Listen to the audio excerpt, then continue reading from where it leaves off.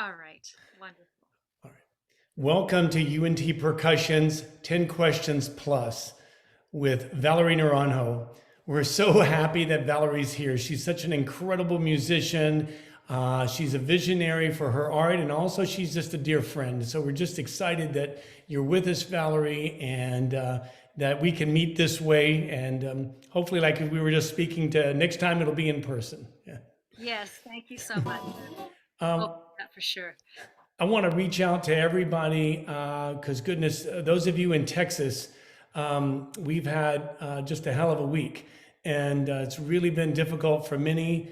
And maybe some have been not too bad, but it's really been a challenge for us. And those of you, I know school just opened up again today without our practice buildings. And again, tomorrow, they won't be open again tomorrow as well. So this is a serious challenge for us as musicians.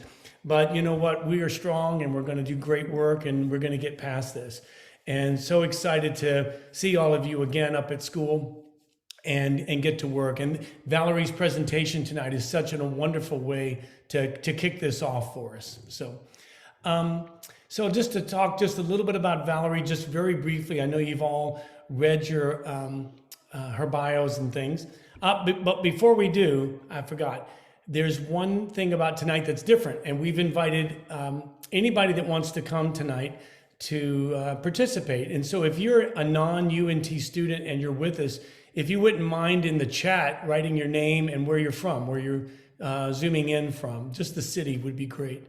But I know I've had contacts from Italy and Korea, and I know that we can have people from all over, so that would be wonderful. So again, back with Valerie, such an incredible career in New York City. I want to point out that the first time I met Valerie, we were in New York City taking lessons in the summertime with Lee Howard Stevens. Valerie walked in and started playing the marimba, and it was just amazing, just really wonderful touch and beautiful musicianship. And that was in Valerie, should I say the date? Oh, sure.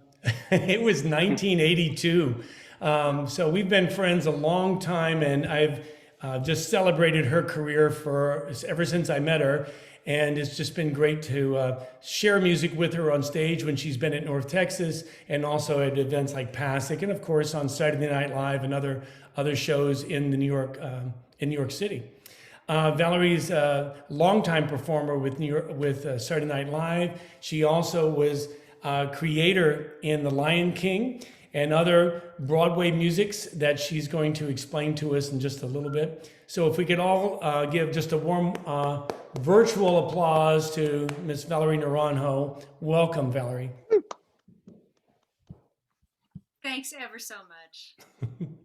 Want to start with the first question? Oh, go ahead.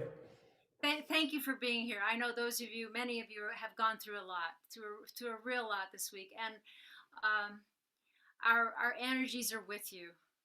I hope that this has, if nothing else, has helped you to strengthen that muscle that keeps hope alive and overcomes adversity. Beautiful. Thank you. Thank you. We'll start tonight with our first question by a freshman, Ladarius BaileyHunt. Ladarius, if you wouldn't mind saying your degree before you get started, then you could ask Valerie your question. Hello. The degree I'm aiming for is a Bachelor in Music Education. My question is, out of all the teachers you've had, which one had the largest impact on you? I have to shout out, I've had some amazing, beautiful teachers. I think the article names most of them. And they've all had a wonderful impact on me, and I'm so grateful to all of them. I'd have to say Kakraba Lobi has had the biggest impact of anyone, partially because when I first heard Kakraba on a recording, I felt like the middle of my heart immediately connected with that music. And to live a moment like that where you feel like I've come home, or I've this music is part of my life already. To make that kind of very surreal connection is very powerful. Was a very powerful moment for me in my early 20s. Kakraba also taught me so much about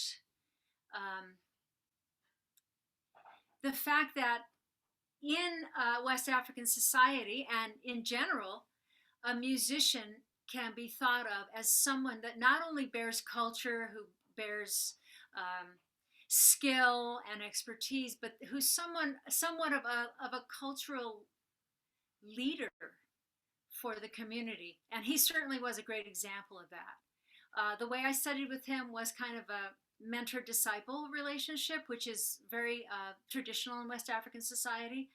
And I really got to see him not only as a musician, but as a community father or community leader. And I got to see his really big heart for people that was expressed through the music.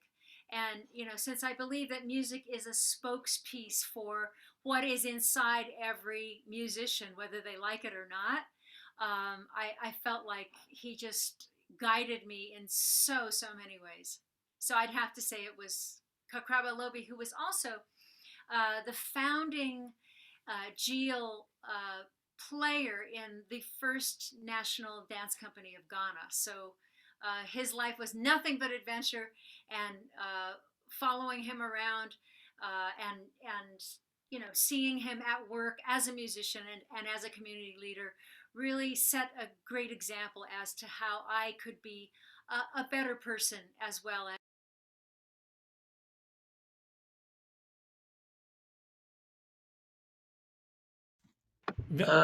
Valerie, you're muted all of a sudden. Yeah. Better? Great. Sorry about that. There are glitches in this system, but we'll work with it. Thanks. Yes, there are. There's a lot of glitches. Well, I know you're going to play for us in just a moment, but would you like to take one more question before we? Okay. So our next question is from Kailey Filben. Kailey, could you mention your class rank and your degree, and then ask Valerie your question? Sure thing. Hi, Valerie. I am a sophomore at UNT, and I am pursuing degrees in music education and percussion performance. So I just wanted to say thank you for being here. And I attended the NYU Broadway Percussion Camp and loved what you did there. And I have listened to Africa West, and I really am inspired by your work. Thank you very much. All right. So my question for you is, how did you get started subbing on Broadway and then ultimately landing a Broadway gig? And did you know people in the Broadway industry, or did you just start subbing on different shows? And ultimately, do you have any tips for an aspiring New York percussionist? Remind me the last section of your question in case I get off on a tangent. Sure thing. Thank you. Sure thing. Did you have any just tips and tricks for anyone trying to make it in New York as a percussionist? Sure. The way I got started in Broadway was I was a busker. I was a street musician in New York for about 5 years, right out of graduate school. And my favorite haunt was in front of the Metropolitan Museum of Art, which was a wonderful place to make any kind of art, performing art or visual art. But someone that I spoke to there said, "Oh, hey, we're going to start an underground busking situation, and we're trying to organize it so that it's not just, come what may." And it was called Music Under New York. So I did the first week of that. Taking a marimba down under the subway was not too practical, but I thought, this would be a really interesting and fun adventure to play the first week of Music Under New York. So I was playing Paul Smadbeck's rhythm song at 42nd Street under Times Square. And a gentleman out of the corner of my left eye came sauntering up to the marimba, and literally, if I'm standing at this side of the marimba, kind of leaning over, he was standing at the audience side of the marimba. We were about that close together. And I thought to myself, wow, I hope this guy's a genius and not a derelict. And he ended up being the wonderful Elliot Goldenthal, who is a tremendous theater and film composer. After I finished playing and we spoke briefly, he said, you know, my wife is Julie Taymor. And Julie is doing an adaptation of Shakespeare's The Tempest for young audiences, school-age audiences. Would you be interested to be the musician for that production? What was I going to say? No. I said, sure, that would be lovely. I think it paid a whopping $228 a week, but I was thrilled. And I got to work for the first time with Julie Taymor, who is an absolute genius.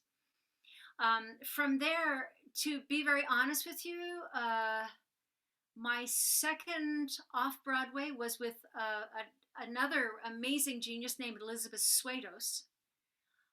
And then I was back working on one of Julie's pieces off-Broadway called Juan Darien. It's a beautiful, beautiful piece based on an Uruguasha fable.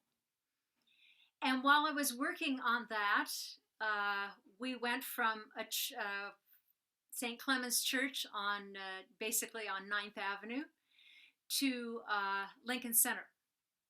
And when she called me up to say, wow, we're going to play at the Mitzi Newhouse, and I'm like, wow, this is great. Thank you, Julie. Oh, this is wonderful. Congratulations, blah, blah, blah. She said, oh, by the way, I got a call from Thomas Schumacher of Disney Theatrical. They want me to direct The Lion King. The Lion King? Oh, you mean the cartoon, right? She said, yes. And, you know, I'd had friends who babysat their children in front of Lion King videos, you know, in a manner of speaking. So I knew a little bit about the film. But I asked Julie, have you seen it?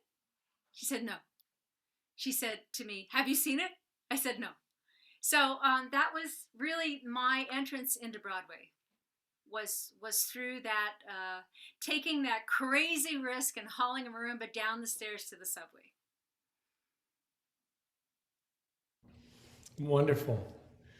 Who says marimba can't get you a gig? See, and there you go. Awesome. Well, Valerie, I know you wanted to start the evening off with some music. Would you like to play for us now? Thank you so much. Yes. I have fallen hopelessly in love with this instrument that you're about to hear. It's called Gyil. If there's two of them, it's called Gyili. Or if you're speaking about the art, it's the Gyili, the art of Gyili. I'm sure throughout the evening I'll talk a little bit more about how I connected with this art. But one thing that's very important about it that I wanted to address is whenever things have gone awry in the community, this instrument in the community, which is, by the way, in the upper west of Ghana and adjoining Burkina Faso and the Ivory Coast, there's a strong belief that the musical function of the Gyil is one of its functions. But the more important functions are, number two, how it brings the community together through sound, and number three, how it makes balance through its sound vibration. So I just wanted to share, 4 or 5 minutes with you. The first part is going to be, this is really abridged. I mean, what I am about to do would take about an hour unabridged. But what I'm going to do for a few seconds is called Pire, which means opening up the way. Secondly is men's music, to honor the men.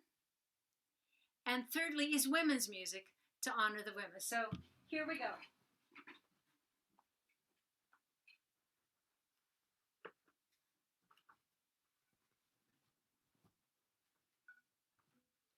Pire.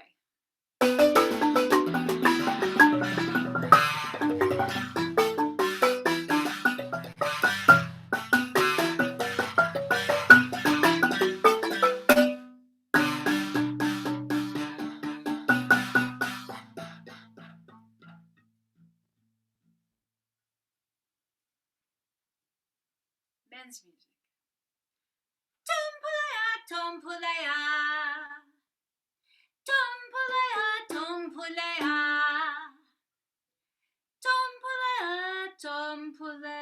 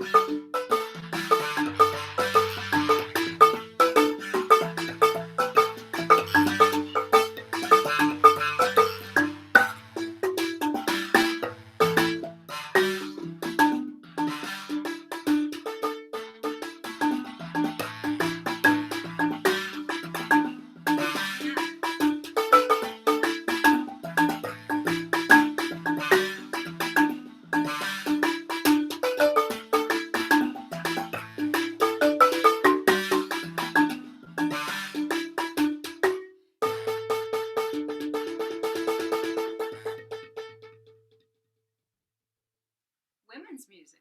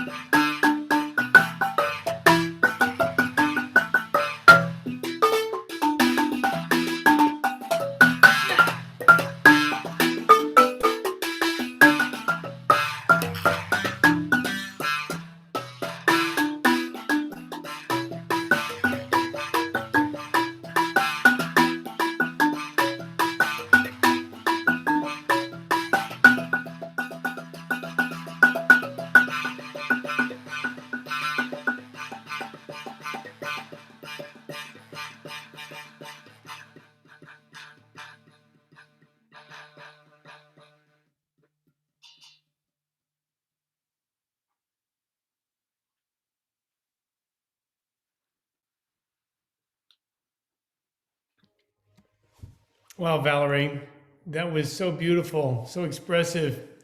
And for those of you that haven't heard this instrument in the room, when Valerie was at Pasek or when she was at North Texas or before, I mean, this instrument is so, it just encompasses the room. It just reaches out and touches everybody, and such a powerful instrument, and your voice is so unique, Valerie. Now, I know you're going to tell some stories, but Could you talk about women playing this instrument? Ah, I'll try to make a long story short. Um, I first went to study this instrument on faith, total, like I'm going, getting on a plane. I was sobbing as my husband was driving me to the airport because I suddenly realized, oh, I could get sick, I could be robbed, all those negative things that come up in our lives when we try to step out and do something new. Um, but I ended up running headfirst into a festival of this instrument. Um, I was interviewed by the chief. Had I known better, I would have gone directly to the chief's palace when I arrived in the village, because that's the protocol. Because the chief is the kind of the sacred and quintessential kind of politician. He really is, or she is responsible for the well-being of everybody in a small community. But at any rate, I was tutored during this time, and after about 3 days, was asked to play for the chief. His name is BFI Carbo, and he had arranged the Council of Elders, which is a group of all at the time gentlemen in their, I'd say from their 50s to their 80s. Because of the experience that the life experience they have, and they meet once a day for the 5 weekdays to discuss anything that is of importance. And so I played my few beginner tunes, and the chief got up and danced. And I thought, wow, he's such a kind, Ghanaian society is, people are tremendously kind and tremendously generous of heart. But he was dancing, and I said, wow, how neat. I felt like a little kid doing my first recital, But what I learned is that chiefs don't dance. So when that happened, there was a little bit of an uproar in the room, like, oh, what's he doing? He's not supposed to do that. And after there was a big, long debate in the Dagar language, which I didn't understand at the time, so I was completely confused. But at some point, Chief Carbo he stood up and he raised up his hands and he said, from now on, in English so that I can understand, he said, from now on, women will play this instrument. And I said, oh, geez, holy smokes. Oh my gosh, that's what they've been talking about. To make a long story short, I had a lot of fears before I traveled to West Africa. And I had to overcome one by one so that I would have the courage to just follow my muse. And what I learned is that if you, in my case, my following my muse allowed for a big change to happen in that village, and then that spread out to the upper west of the country. So it was a big privilege for me to be able to just be the catalyst for that kind of change, because basically Chief Carbo was schooled in London. So from this tiny village in the upper west of Ghana, he was taken to London, and he immediately in our conversations later on, probably at least a year later, he said, I realized in London that women are taking part in things. They're owning businesses. They're taking responsibility just like the men. And he said, that is why society is thriving. Because that untapped resource in his village, meaning all the women, he said, is tapped here in London. So he said, when I came along out of nowhere, he saw this as an opportunity to teach the entire village that women can do things. And it's, like I said, I fell hopelessly in love with this instrument. So to be able to affect any kind of change at all was and is a privilege. That's quite a tribute. That's beautiful. Yeah. We'll move to our next student, who's Isaac Lavigne. Isaac, do you have a question for Valerie? Yeah, hi Valerie. Thank you so much for sharing that musical performance with us. That was very touching, and we appreciate you playing that for us. And thank you so much for spending time to answer some of our questions. Oh, My question was just what factors or who influenced your decision to not only play the Gyil, but to master it? And what caused you to gravitate towards West African traditional music? when I was a kid, grammar school, my father used to take my family just on short and not so short road trips um, throughout the Southwest and then eventually into Mexico. And I remember being so impressed with marimba. I thought it was such an amazing, beautiful instrument. Just the timbre of it itself just really touched me so much. Um, and that stayed with me. And I, at some point, my cousins were, we all have older relatives who, introduce us and wake us up to new things. And the new things I was learning from my cousins were Earth, Wind, and Fire, Parliament Funkadelic, Santana, Carlos Santana, when he had the group called Santana, all this incredible music. And at some point, I thought to myself, I wonder if the marimba had ever met like Parliament Funkadelic. And I've always I harbor or have harbored in my life a curiosity basically about where things come from, which has gotten me into a lot of trouble, but not for the most part has been good for me. When I heard my first recording of Kakraba, I said, "That's it.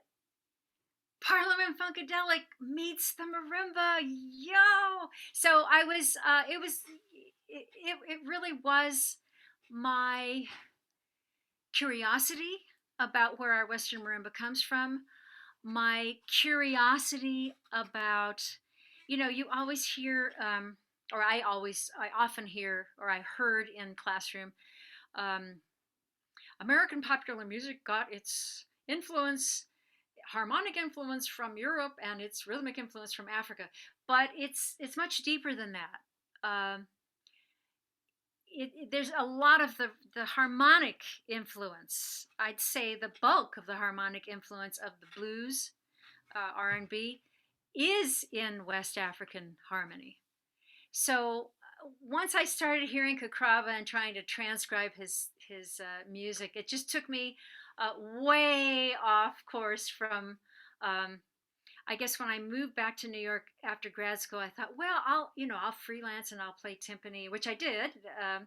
Timpani here and congas there and marimba here, but what really guided all of my creative endeavors, and even some of the less creative ones, the recreative ones, was this love of the Gyil and this love of West African culture. So I just feel so fortunate to have been able to be so close with such great people, and I harbor the hope that I will see them all again soon, those that are still alive. Awesome. Thank you for sharing. Oh, my pleasure. Wonderful. Our next student is Indigo Machado. Indigo, do you have your question? Yes, hi. Hey. Hi, Ms. Naranjo. Hi. So, we've obviously talked about your experience in Africa a lot. So, my question is, having studied music in other parts of the world, can you talk to us about your experience with participatory music and making music in group settings? And how has that impacted your playing today?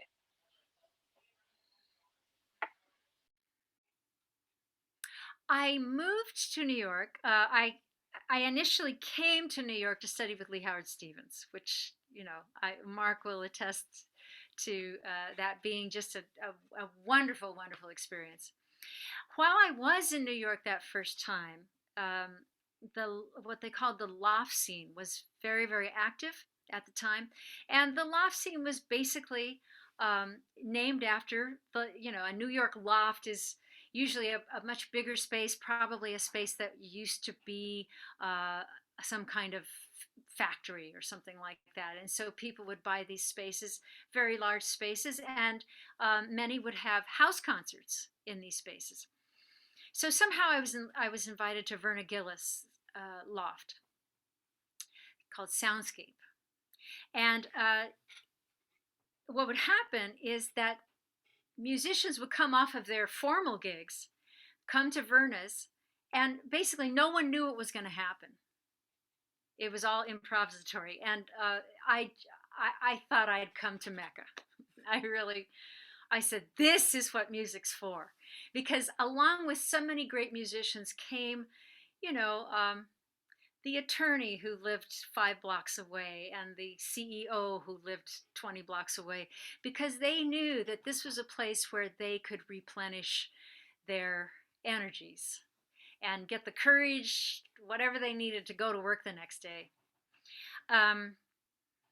When I began to study West African music, here on this side, from various visiting artists, I had this sense that those that I met, they were bubbling with this hope. Like, they never let down. They were like the ever ready bunny. Like, they always had so much energy and always so much positive energy. And I became very curious, how do they keep that going? Because for me at the time in my early 20s, like I was tired all the time. I said, yeah, I don't know how I'm going to be a musician. I feel stretched. They didn't seem stretched, yet they always put out this amazing energy. And when I first, I've been to Ghana, I've kind of lost count, but about 24 times. I've been to other West African countries as well, and other countries of other parts of the continent. But what I've learned is how amazing it is when the performing art of people is open to everyone. It gives so for example, I trust that we are all kind of heading for the profession of music making or music education or both. Everyone in Gyili land is a farmer. Excuse me. Because it's a subsistence way of life. If you don't have crops, you don't eat. And so the Gyil player, the Gyil master, is a very, very respected person for the right reasons. Because Auntie knows that when her child is sick, she can call upon that person. When her grandmother dies, she can call upon the musician. So a musician is really a servant, like a minister in the terms of like Parliament in London. He or she is like a minister of culture. And for me to be under the tutelage of Kakraba, Newen Baru, my first teacher in Ghana, and to learn that in and of itself has been very, very valuable for me. And to just go back for 2 seconds, back to Kailey's, Kailey had asked if I had any tips for anyone who is interested in the performing professions or Broadway, or which is of course that. I am most happy when I see myself as a servant. I don't mean that I walk around with a tray and say, what can I do for you? But if I can walk into a situation like a West African would do and say, what can I give here? What can I do here in this room or in this stadium or in this studio? What can I really do to make this place more comfortable, better, easier, more musical, happier, sillier, calmer, whatever it needs? How can I help to do that? Because when people see you as that, the way that West African musicians are seen by their peers, everyone's happy. You know, the things like, now, mind you, I do not advocate being a starving artist. But those things like, you know, performance situation, the salary, fees, etc., etc., those are kind of like the icing. They are not the cake. The cake is creating value. And I really feel that West African musicians have that down. The ones in New York that remind me of West African musicians who have that down are a lot of jazz musicians. They just know that if they can really create something and touch people's hearts, they're happy. It's not quite that simple, but it's almost that simple. I hope that's a long answer for a short question, but Thank you. thank you too. Wow. Really a great lesson. No kidding, Valerie. That's a wonderful thing to walk into a room, no matter if you're playing in an orchestra, if you're playing in a pit orchestra for a show, or just in a chamber music or whatever. How can you bring value to the room? That's incredible. So it's beautiful. Thank you for that. Our next question comes from Yun-Chen Chou. Yun-Chen? Hi, thank you for being here tonight.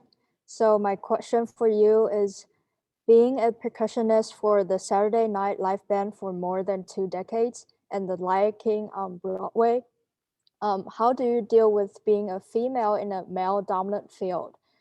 Do you think female percussionists are more accepted in the market nowadays than before? To answer your second question first, I do think that women are more accepted than they used to be. More women are overcoming. You know, things are opening up for all people. I think, at least in New York and other places where I have had the privilege to be. I have been really, really fortunate. My parents. My grandfather, whom I never knew, was an amateur musician, and he took it upon himself to, he owned a big farm. And especially in the wintertime on Sundays, I am told that he used to take it upon himself to gather people together in the living room of his home so that people could play music together. My mother as well comes from a family that valued music. So here I am, a little kid with 2 parents who really, really respect musicians, and a culture that really respects music, regardless of whether it comes from a man, a woman, or a child.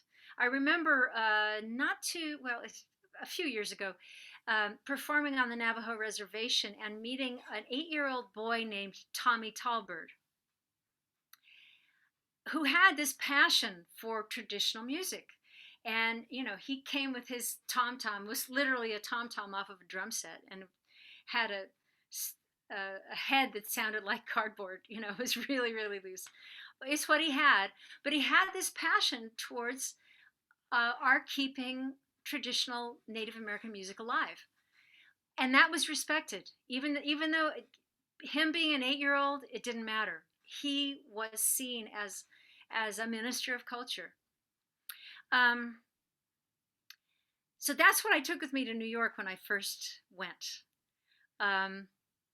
I've had a lot of fears over the years about this and that and the other, but for the reason of my wonderful parents and my wonderful culture, I didn't harbor that fear of being a woman and not being accepted. So I was probably louder, more determined. Uh, I just brought my whole self. Here I am. This is me, and I would go to the gig. I really feel that for many years I tried to play like a guy. I tried to be really strong and like puff up. And then at some point I said, you know what? I'm not a guy. I'm a woman. So I really need to just kind of take it to a different place and allow my energies to just relax a little more. I was kind of playing with this kind of energy and, getting really sore upper traps and things like that. And once I just settled into my voice, the way it comes out of me, not literal voice, although as a singer, of course, I do that, but as a player, as a percussionist, letting it come out of me the way that it naturally does, then I started to be my most comfortable. I feel like when a musician walks on the stage, their life condition is going to come out, whether they like it or not. So the best thing for me to be is me. That doesn't always work as well, and then that's when I have to expand me, whether it is to say the right thing, or sometimes I haven't really been given a hard time being a woman very often, but when I have been, I kind of have this formula, or I have this thought that comes from my Buddhist practice. When someone is giving you a hard time, or when someone's giving me a hard time, somehow they are suffering. So rather than say, that's unfair, that's unfriendly, that's not right, I just try to give them some compassion. And you know what? When you break the cycle of dissing, or the cycle of abuse, or the cycle of negativity of any kind, that has a lot more value than continuing that cycle, whether it be in your family or in your workplace, I believe.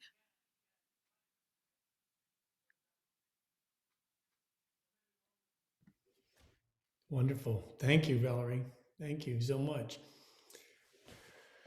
Wow, I think we should all take a breath right there. That's a good one. Goodness. Valerie, Yun-Chen mentioned about the Lion King, and I know we know where the questions are going to lead us on the paper, at least. Could you talk just a little bit about your role with Lion King and how life-changing that was to have that opportunity and what they actually asked you to do? As I said, Julie and I had this conversation on the telephone, and I came to find out that I was the first musician hired on The Lion King. Oh my gosh. So one day, producers from Disney and for the show, and producers from a CD called Rhythm of the Pride Lands, which held the music that eventually became The Lion King on Broadway, or held some additional music that was not in the movie, came filing into my studio, and I didn't have enough chairs for everyone. And I was really embarrassed. But what ended up happening is that I was asked to write the African percussion ensemble music for the production. And it was a beautiful process for me, working, first of all, with such a big team. I'd worked in a band. My husband Barry and I had a band, and usually it was the two of us making decisions, like what are we going to do? How are we going to arrange it? Oh, do you want to arrange this? It was such a kind of small situation. The band was 5 people, And in terms of the off-Broadway things, the band might have been 6 or 7 people. All of a sudden, it's an orchestra, and it's lighting, and it's costumes, and it's props, and everyone. The team was huge. And what we used to do when we set up, the Broadway, and I hope some of you are able to have the opportunity to start a Broadway show. It's very exciting. It's really amazing. When you start as a sub and then you work your way into the show, you're basically coming into something that's already a working process. But when you start a show, you're cooking this big casserole, and someone brings in pepper, and someone brings in dill, and they look at each other, and the pepper one says, I don't think dill's going to work. And the dill one says, yeah, I don't think pepper's going to work. So you have to work it out in a friendly way. And fortunately, we were a friendly team. So for example, there may be a passage where something important is going to happen. And one of the people says, there's got to be, this has to become intimate. This has to be a decrescendo. And the other one says, oh, no, it's got to be this big, it busts out. It's got to be a crescendo. So you have to, it's a series of compromises and a series of ideas coming together to make this huge, big thing. So basically, I worked with the Joe Church, who was conducting the orchestra, the 5 percussionists who were the Lion King, and what we would do, and we were setting this up in Minneapolis, is we would meet at 10:30 or so, and we would have a rehearsal. Or I should start my day actually at about 5 o'clock in the morning, or maybe a little bit earlier. I would write the ideas, try to jot them down as quickly as I could, and have them ready somehow for the 10:30 rehearsal. We would rehearse things, and Mark Mancino would come and say, that boom dee da, boom dee da, boom dee da, it's a little bit too angular. I don't know if an audience is going to get it. Can you make it more like on the beat? And I'd make some mental notes, and hey, that shaker, could it be a darker, just all these, from here or there and yon. And then Julie would come up and say, that triangle he's playing, can you replace that with something more visual so that the audience can really see what he's doing? This kind of thing. So you take all these in your head, and we would rehearse in the afternoon. Then we would play a show for a live audience. As soon as the show was done, the entire production team, 30 people, would meet, and we would just talk in general about the show. Then we break into sections. The music team would talk a little more specifically about the show. And then I would go home at 1 o'clock a.m. and start to write again. Or either that, I'd get a little bit of sleep and then wake up and start to write again. It's just a very, very exciting was an exciting opportunity. I have to say it was about a year of my life where I just thought about Lion King. And by the way, a shout out to both of you who have Sophia and Miss Chou. Thank you for your backgrounds. Makes me feel happy. Lion King is dark right now, and I know everybody's really missing it, but we know that we're going to be doing it again. And I can imagine that first time back is just going to be like that. Wow, thank you. That's awesome. Thank you so much. Pleasure. Our next student is Kohei Sakai. Kohei, are you there? I am. Hi, thank you so much for sharing your evening with us tonight. My question is more about the logistical side of studying music in other countries. So I was wondering how you got your foot in the door to study music in other countries. Were your trips and studies funded through any kind of scholarships or grants, or were they funded more independently? By the way, the way I learned about West African music, and specifically the Gyil, was I was a freshman at the University of Colorado. And John Gaume, the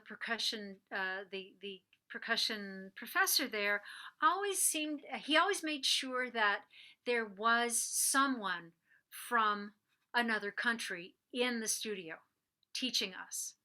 And at the time, it was a Ghanaian named Joseph. And he would actually walk up to a Western marimba, you know, the 4 1/3 octave muster, and he would play these amazing things. And it really piqued my curiosity. It piqued it so much that when I went to grad school, I took on as my research project the Gyil. And what was kind of disconcerting is I wasn't finding very much written. I wasn't finding material. I wasn't finding these long articles that I was expecting to find. So I had to draw the conclusion that this is a relatively unresearched instrument. I took the big step in 19 to travel there on my own.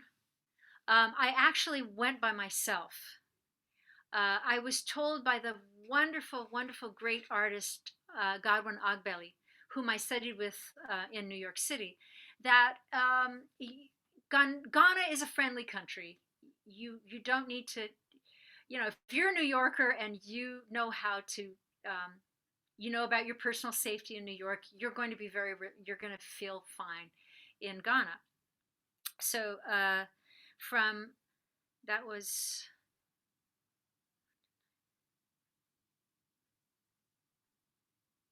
I went for 2 years in a row.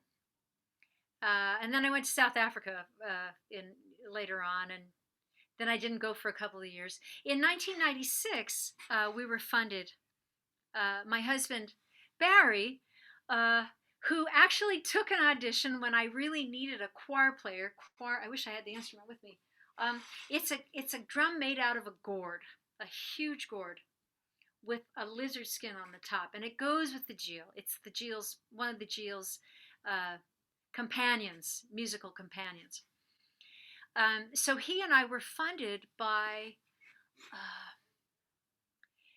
oh gosh, I don't remember the name of I'd be happy to share it with you, but we were funded to go to 2 festivals: the Kobane Festival that I had originally gone to initially, and also a festival of marimba in Chiapas, Mexico. So that was lovely because with funding, you can be a little more comfortable. You know, you can buy everyone a round of beer at the table a few times. When you're funding yourself, you have to be very, very a little more careful with your finances. But I think every penny that I've spent has returned to me dozens and thousands and tens of thousands of times. And if there was ever any regret that I would ever have had, it would, for me to not find every single student that kind of had their ear perked and made them come with me to West Africa one of those times, because I recently had 3 NYU students go with me to play with the National Symphony, and just to watch them see and to remember what I had seen and watch them blossom as musicians because of that experience was just a mind blower. And you know, in the past, I've taken like 1 or 2 people, and I see this over and over again. Just West Africa is like percussion mecca. You know, it's really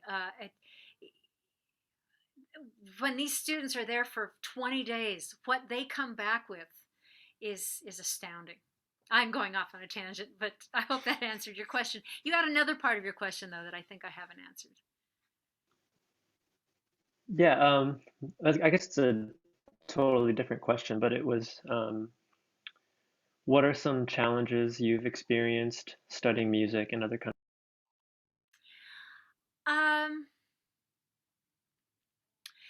The biggest challenge is my learning curve of the culture. My father was really strict, and the women are cooking. Even if you're 7 years old, you start cooking. If you walk into a place and people are having a serious conversation you shut up and listen. So, it was that real strictness that he reared me with that I took with me. I tried to, sometimes I made mistakes, but one of the biggest things that was hard for me to get over, believe it or not, was the dress code. Because I'm a slacks wearer.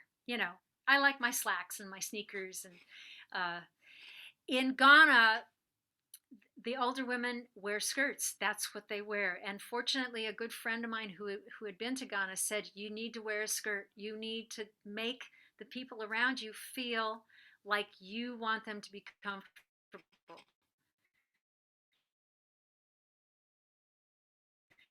So the dress code, my first teacher, Baru, in the Upper West, where Gyil is, when I would practice, society there is not as private and isolated as society can be here.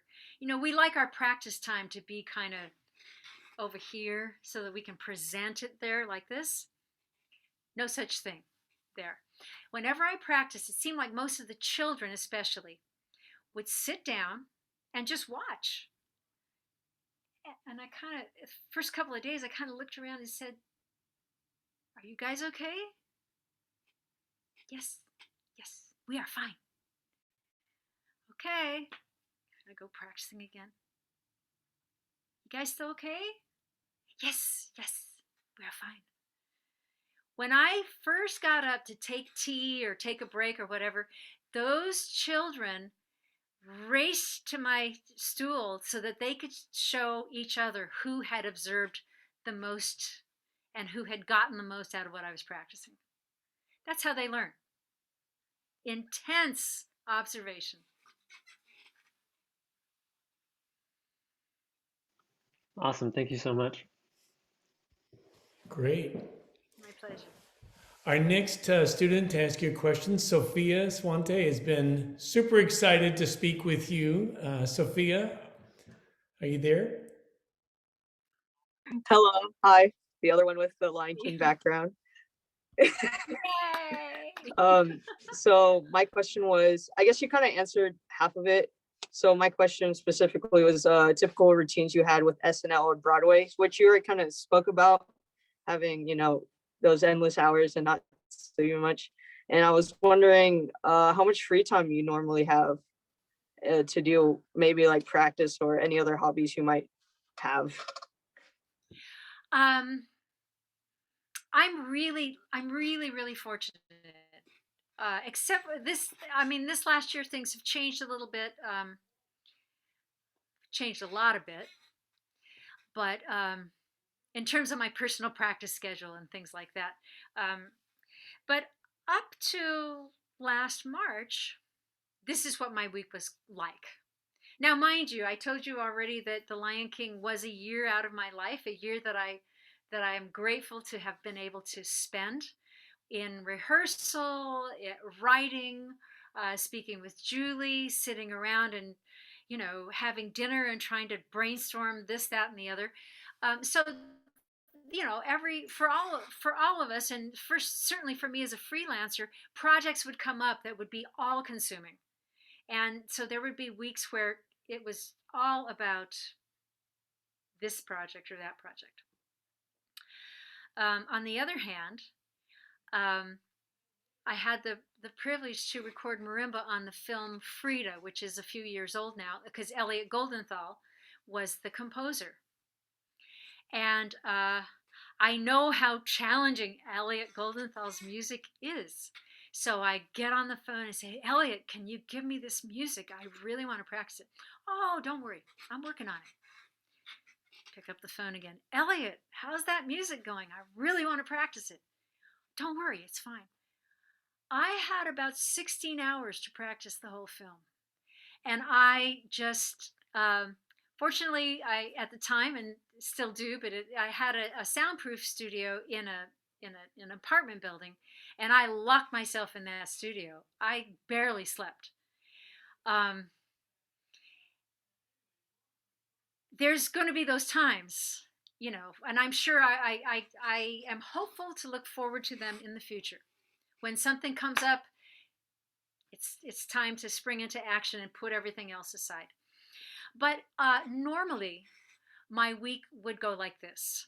It would start. Let's start my week on Sunday evening when I picked up my husband from his jazz gig on 106th Street and Broadway.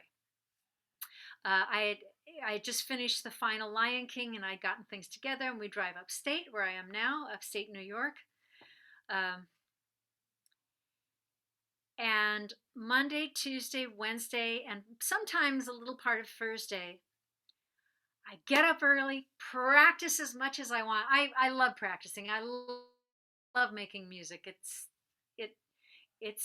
It's like a therapy to me. And I love writing. You know, to me, it's not, you know, unless I'm under duress, a time constraint of some kind, writing is just so much fun for me. So I would do that till about noon, have lunch, go skiing, go snowshoeing, Monday, Tuesday, Wednesday. Maybe Wednesday night, maybe Thursday afternoon, maybe Wednesday or Thursday afternoon, get in the car, speed back to New York in time to jump on the train and go to the Lion King. Do Lion King Thursday. Friday, teach at NYU and teach and teach and teach and teach and teach. And then literally run to the train and do the Lion King on Friday night. You know, my biggest moment in the Lion King is the Circle of Life. Yes, because it's beautiful. Yes, because grown men cry.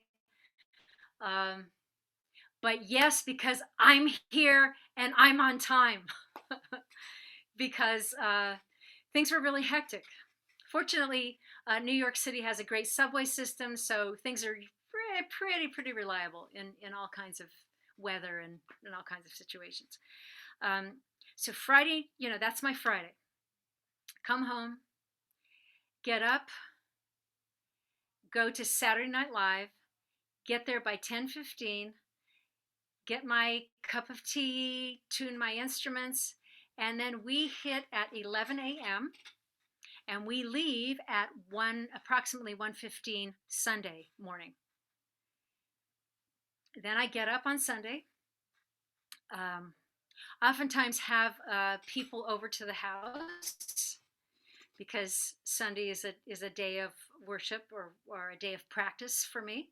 So I oftentimes got up with not very much sleep, got the house together, put some extra chairs, and ran off to Lion King and did the 1 o'clock show, took a nap, did the 6:30 show, went home, repeat.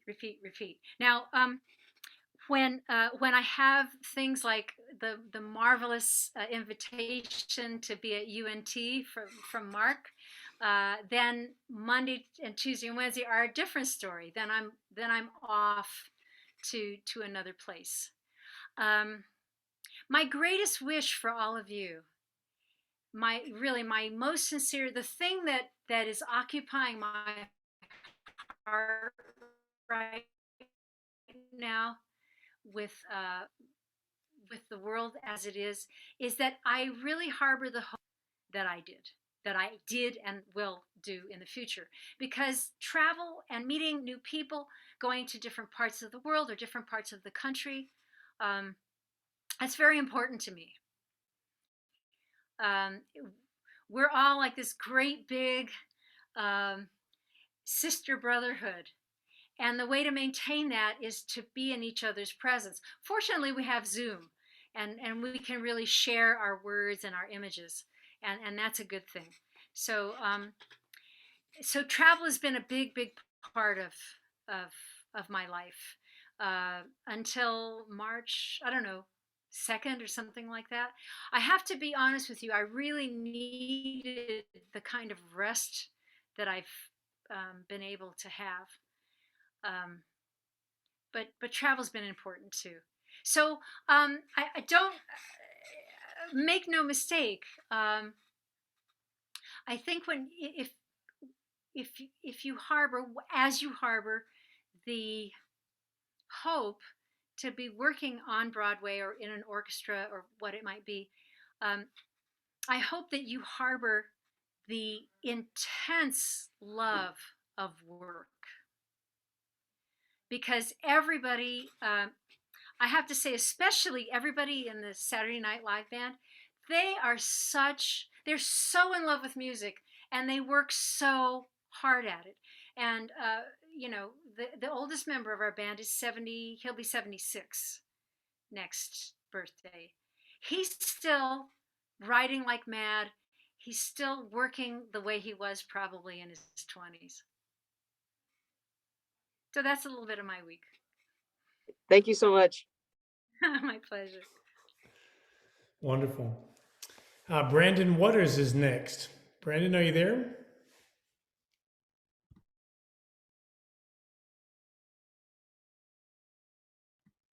Okay. Yes. Hi. Everything you've done is so inspiring. So I'm really glad that we get to sort of learn from you. My question concerning Saturday Night Live is, because the world of SNL is so fast-paced and they're putting a new show together every week, do you find that this environment affects how you're learning and rehearsing music, and sort of in what ways do you find that environment being different from others that you've worked in?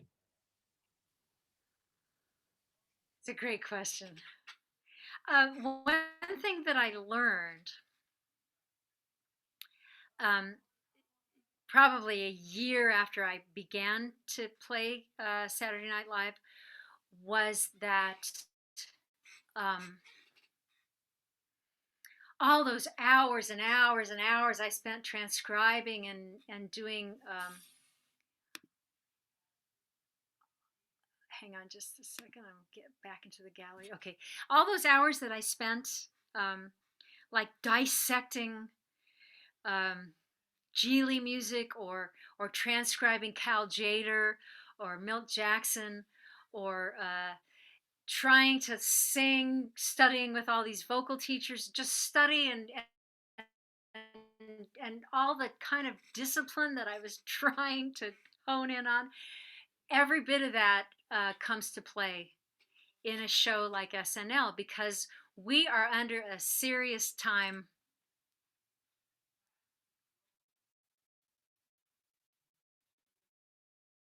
to do pre-records, and this was pre what do you call it, Logic. A lot of stuff is done on Logic now,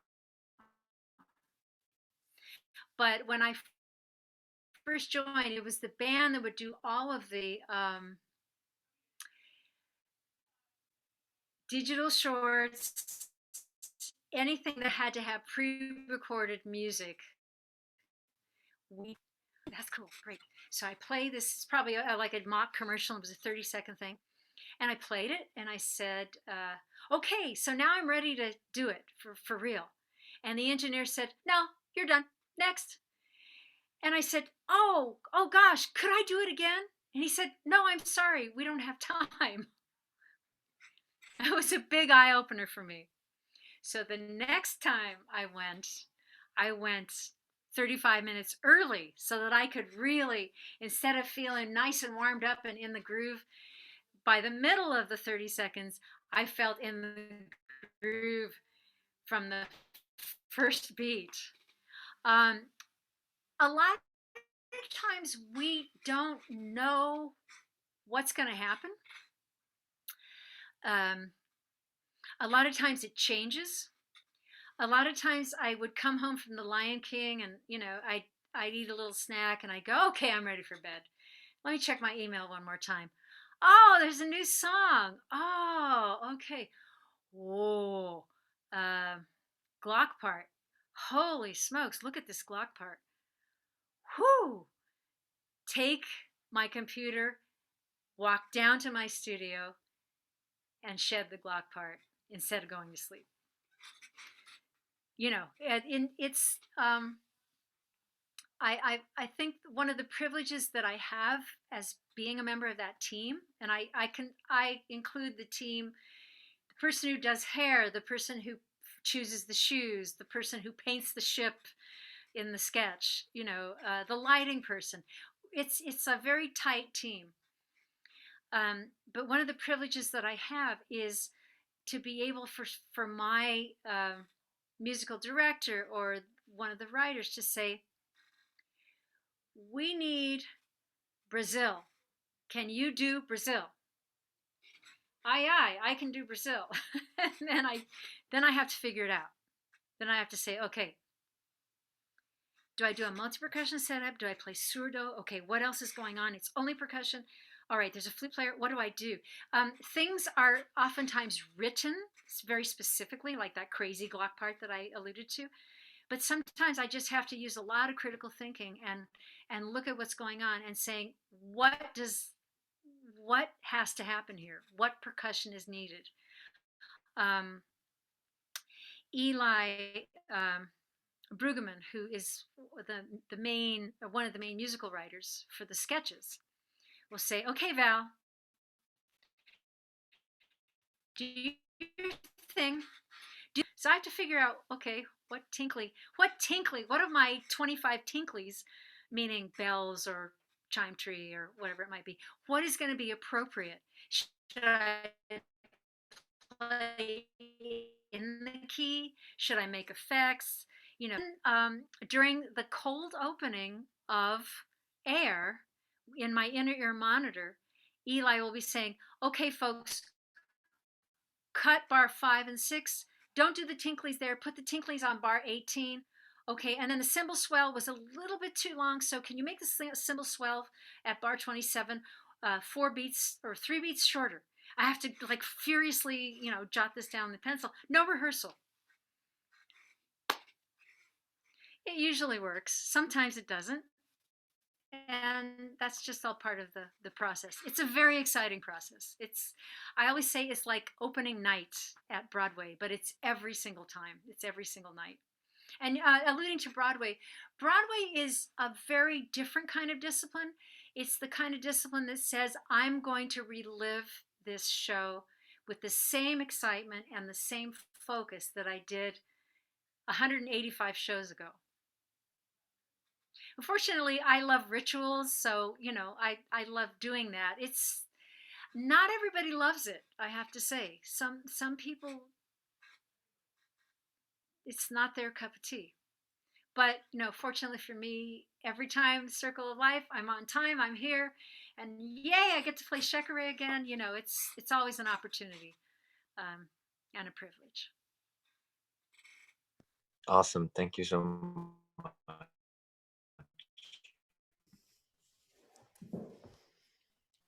Wonderful, Valerie. Pleasure. Wonderful. We can move on to Graham Viegut. Graham, do you have your question for Valerie?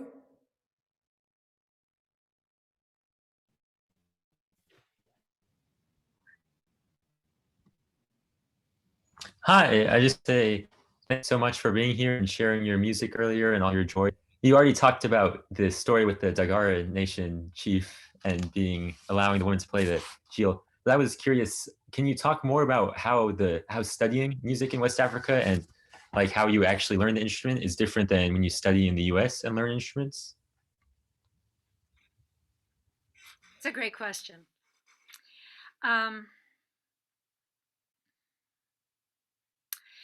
One of the things that struck me initially was the absence of 1, 2, 3, 4.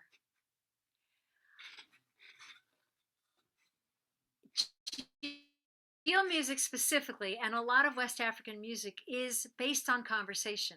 It's based on the spoken word. So think of it this way. I'm never going to do this. 1, 2, 3, 4. Hello. How are you? No, it's just going to come out. Hey, what's up? It might be different the next time.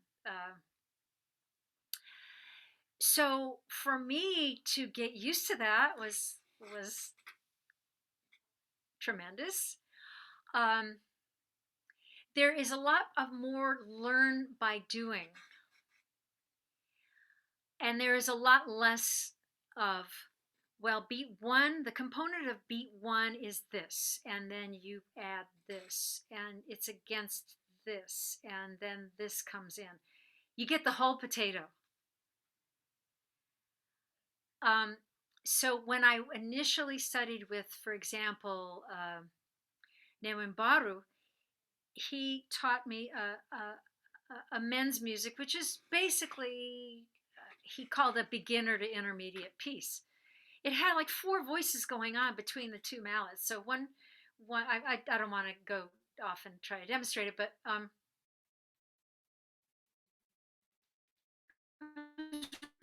really complicated. And I watched, and I thought, oh, at some point he's going to say, okay, this is what you do first. No, it didn't happen, what I wanted. And then he said, are you ready to play?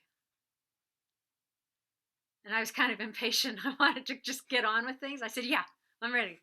Okay, you do it. Oh, I'm sorry, Mr. Barrow. Could you do that again? Because I realized I was going from my heart and not from my head. So he repeated it again. And I watched maybe another 30 or 40 repetitions and just tried to grasp as much as I could. And that's really how it's done, which is very different from, I think, the way that we break down things and put them on paper and analyze them. It's really more learning by doing. By the way, the next morning, we approached the same piece, and I learned, I had retained most of it, but there was parts of it I had not retained. So I mumbled to mumble to him and kind of mumbled to myself, I'm not good today. And Baru was really strict. He said, what? Mr. Baru, I'm not good today. And you know what he told me? Which changed my life. That moment changed my life. He said, no. You are a human being, and human beings are great. Now, that seems like a simple thing, but me being a young musician, kind of always judging myself according to how well I could do a specific thing at a specific time, that was so liberating. And I've kind of kept that with me ever since he said it. You don't need to judge yourself ever. I feel like in my instance, I feel like I need to do my best. And I know when I'm being lazy. I know when I'm sloughing off or just not doing it. I know that. And I can forgive myself for that, But if I do my best, I'm gonna give something to someone, hopefully. So yeah, it's very different. Other differences, you're put on the spot. I feel like my intellect, my retention was put on the spot more. And I actually try to teach this way because I am teaching West African music at NYU. But I always, except for a couple of instances, but to the majority of the time, I felt like I could be put on the spot in a safe place. Because West Africans in general, I'm generalizing, but definitely the great teachers that I've worked with and their comrades for like 99.8% of the time want me to do well. Because if I do well and I bring this out and they can trust me to say, I got this from West Africa, this is not my invention, it will glorify them and it will glorify the gods or God or Allah or Om or whatever it is, that great source. It's a glory to everyone. I guess I use the word glorify because it's giving positive energy to everybody. So yeah, being put on the spot all the time. The first time I danced, And it took me a long time to learn how to dance, and I'm still learning to teach it. But people did not giggle. They didn't snicker. They laughed out loud. They laughed because I must have looked so clumsy. They laughed till their bellies hurt. And, I didn't feel like they were making fun of me. I just felt like I felt like I was in a nurturing space. I've always felt so nurtured and so protected and befriended when I go to study there. Long answer to that. Thank you so much. And actually, can I add on one quick thing? So how do you take that same like spirit and energy of that music and put it in like a Broadway show or SNL when you have to evoke these cultures, when it's written down and to a click track or something like that? How do you still keep the essence of the music? Well, it's really easy at SNL because a lot of what I do is improvised. So I am the only directives that I have gotten, from time to time I don't get it right, but otherwise is to try to diversify the set by changing instruments. So, if I play congas here, there, and there, it's not going to give an audience member who's not necessarily keyed into the band, it's not going to give them the sense that things are here, there, and everywhere. So I do change, and I make notes for myself on my music. And I keep my notes. I tend to keep them just in case. So, on a single piece, it'll say Shekere. And I've come to dating my notes now. So in 2015, Shekere, in 2018, congas, in 2019, djembe, in 2020, table. So, it's really up to me. And that is the spirit of jazz. That's the spirit of improvisation. And it's definitely the spirit of West African music, that you work in a format. It's definitely not free form. When you study Pan Logo, for example, that rhythm is very, very old. It's from the early 1900s. But I can add something. I can say something that's uniquely my own while honoring the tradition. And that's kind of what I feel like I'm doing at SNL. In terms of a show like Lion King, we very specifically wrote references to West African music. So I'm basically playing the same instruments in the same tunes all the time. So in recreating that, it really, I think that the craft was in the creation of it, in the writing and the arranging of that. And so then when I play the show, I'm recreating that moment, which I love to do too. It's fun. Thank you so much. My pleasure. Wonderful, Valerie. Wow, all of a sudden we're up to our last question here for you. And before we ask you this one, I do want to say that several of the arrangements of the music that Valerie was exploring in northern Ghana, she published for the Western marimba, for our classical marimba. And maybe, I don't know the exact number, Valerie, maybe 8 to 10 of these arrangements. Are they still available? Yes, they are. Thank you for asking. It's a collection of pieces called West African Music for the Marimba Soloist, and they are available through Bakovich Publications. Yeah. And in addition to that,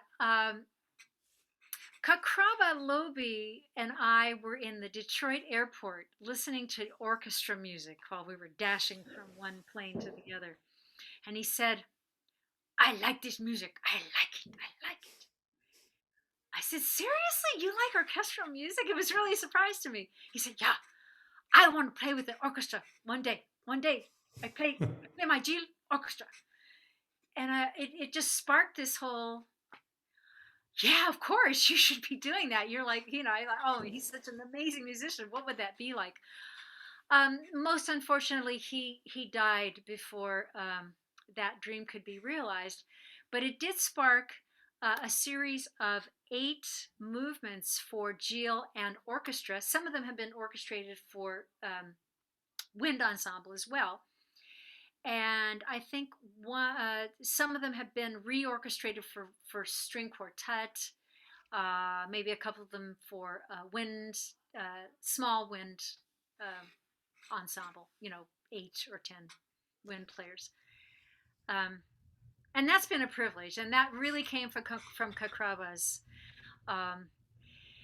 eclectic spirit. He would jam with anyone. He would collaborate also with anyone. Didn't matter where they were from, what instrument they played. He just wanted to learn more and do more with music. And I'm very fortunate that he was that kind of person and that kind of mentor. Awesome. Yeah, the pieces I was referring to that I've used before in the studio are solo marimba, but Valerie, these ones with chamber groups and larger ensembles, you did all the arranging as well, correct? I did not do all the orchestration. I did the arranging of the mallet parts. Right. The primary orchestrator was a good friend of mine named Andrew Beal, who is an incredible orchestrator. Lucky me, because he's a great percussionist and he understands, he delved deeply into the music before he orchestrated it, and I think he did a fabulous job. The solo pieces I also use in my studio, and Kakraba had so much input because basically to take a snapshot of something that is improvised in a format was something that we both felt had to be done very carefully. Mm-hmm.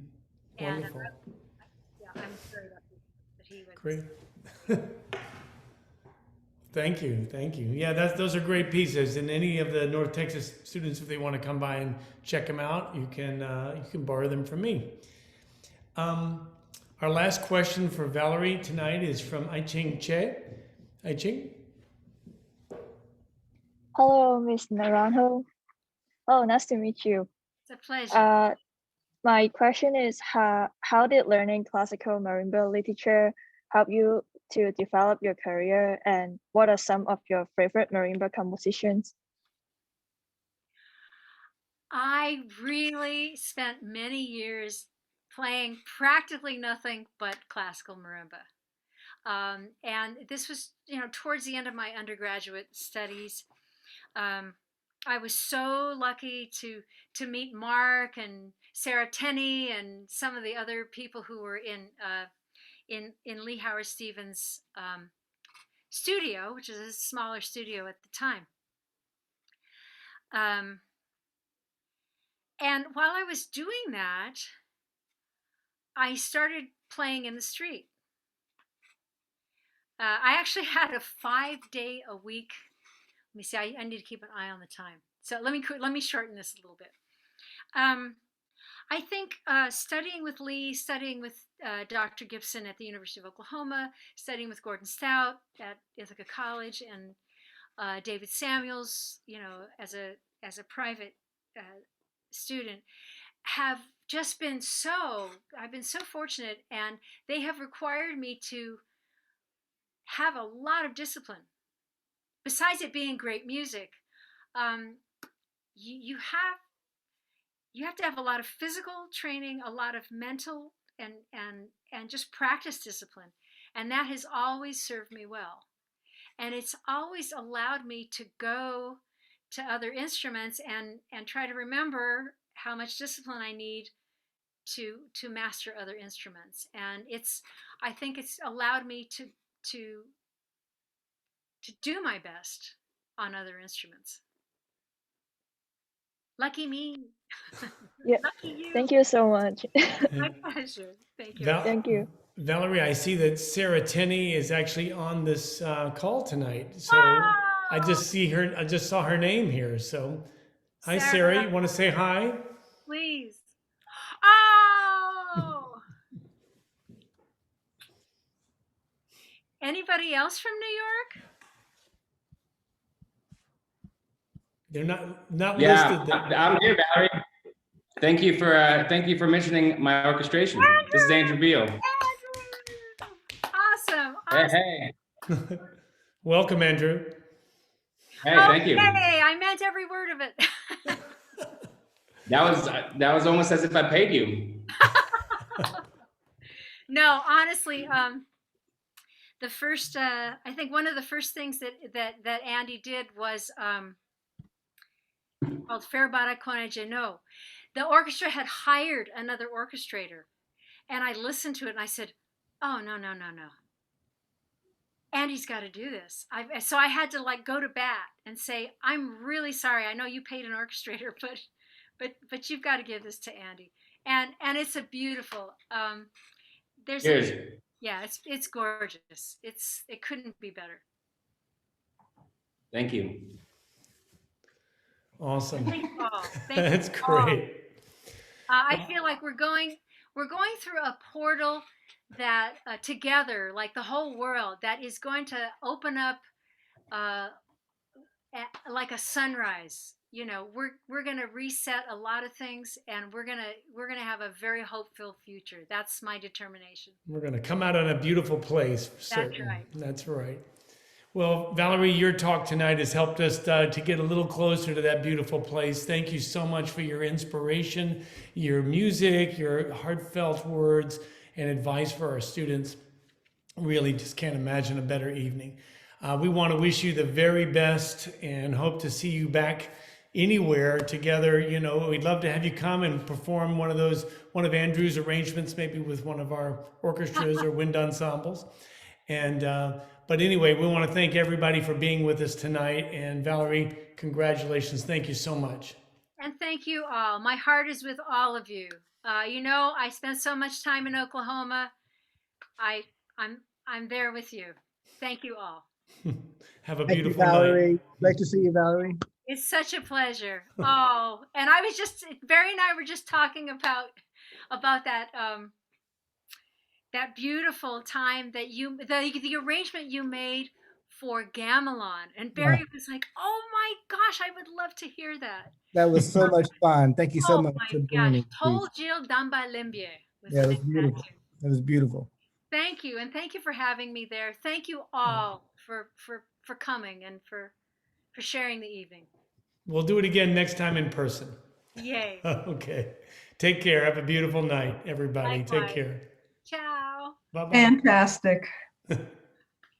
Yay, Sarah. Hey, Sarah. Mark, thank you so much. Oh my goodness. I'm so happy to see your name up there. I was like, oh, wow. Well, that was just one of the best talks I've ever heard. That could just be right up there with a TED Talk, you know. Aw, thank you. Have you ever done a TED Talk? I have never done a TED Talk. I think you're ready, you know. Oh, geez. Yes, absolutely. I mean, I think just fail. the whole thing of like connecting with the world and just the whole thing of doing everything with from your heart and for each other, you know, it's just such an incredibly huge, important mindset that, you know, just yeah. I am so blown away just what I'm seeing right now. Ed, Mark, Sarah, myself, Sophia, I-Cheng, Bev, Brian. I'm not probably seeing everybody who's here, but what a moment. What a moment. You know, I probably once every 8 or 9 days, I have to go back to the memory of when we were in Lee's studio together. It was special. No kidding. Oh my gosh. Yeah. Wasn't it amazing? Yeah. Valerie, I mean, do you remember, I think one evening, Sarah's family, your family had a house in Connecticut, right? Yeah, yeah. And, you know, I was eating nothing but beans and, you know, hot dogs probably. I was just, you know, and we went there and had a party and had a chance to really relax and talk with everybody together. That was super fun. I can remember it very well. It was so lovely. And we walked down to the pond. That's right. That's right. Yeah.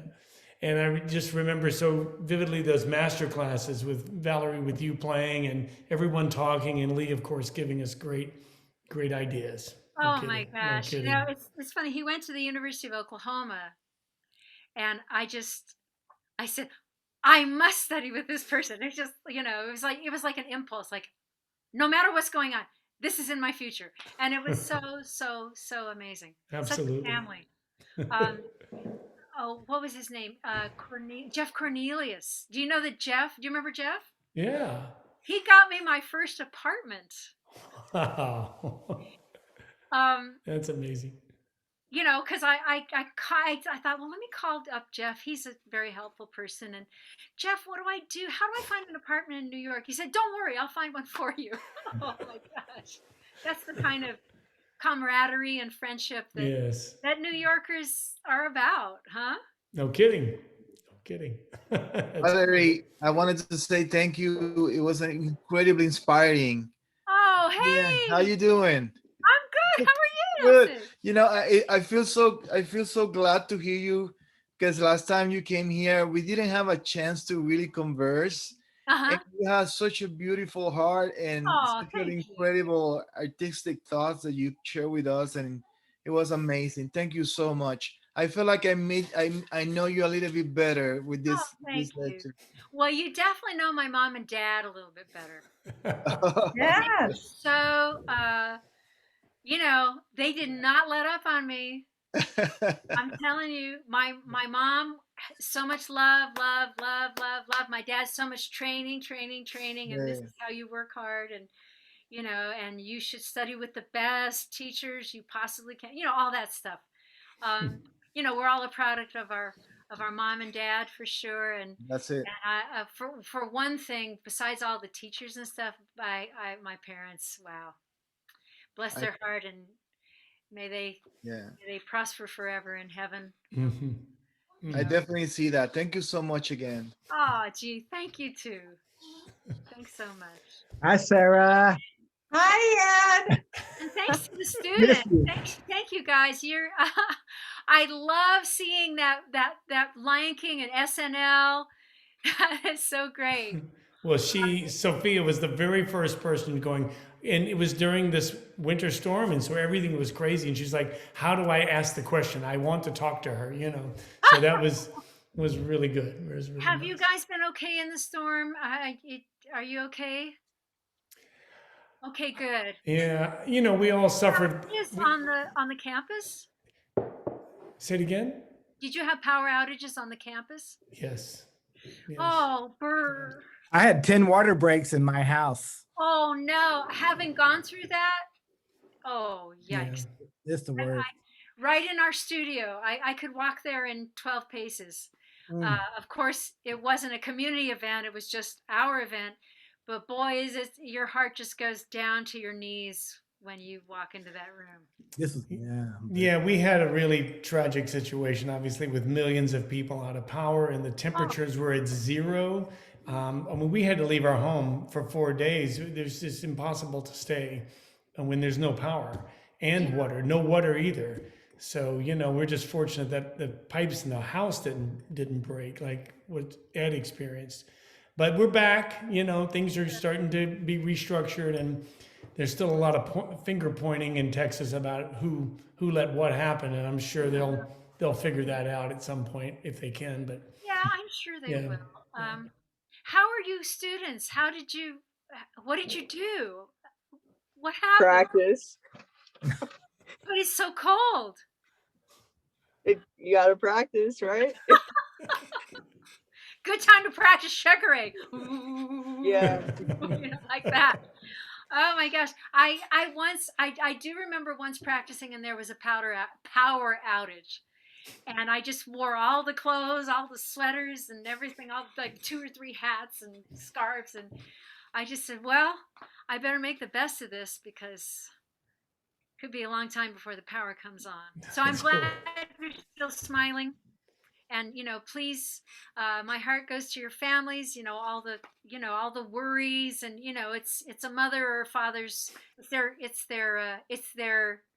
their duty to worry. So I'm sure they were very worried. So I'm glad that everything's back. Yeah, thank you so much. And you Yeah. so much good energies. I hope, I hope school and everything, we come back stronger, We wiser, will. No worries. Yeah, more that's right. experienced. No kidding. Each time. This has Yeah. been a year for that. So we figured it out, like you. That's for sure. Yeah, exactly. Yeah, and I tip my hat to my students too at NYU because they just keep plugging through. We had never mind. They've had some adversities, certainly nothing like what you've just experienced last week, but there have been some pretty crazy kinds of adversity, and they just seem to bounce back, and they still want to play, and they're like, no, we want to rehearse, and wow, that's the spirit that's going to build the future. No kidding. So No congratulations kidding. to you Oh, guys. wow. Wow. Thank you so much, Valerie. Sending you lots Good of luck. hugs and love. Yeah. And Sarah, you too. Goodness gracious. Yeah. There we go. All righty. Well, listen, you guys have a beautiful night, and we'll see you again hopefully soon. And All Valerie, right. thanks again. Thank you so much. Thank you, Thanks, everybody. Take Bye. care. Have a beautiful Bye-bye. evening. Bye. Thank you.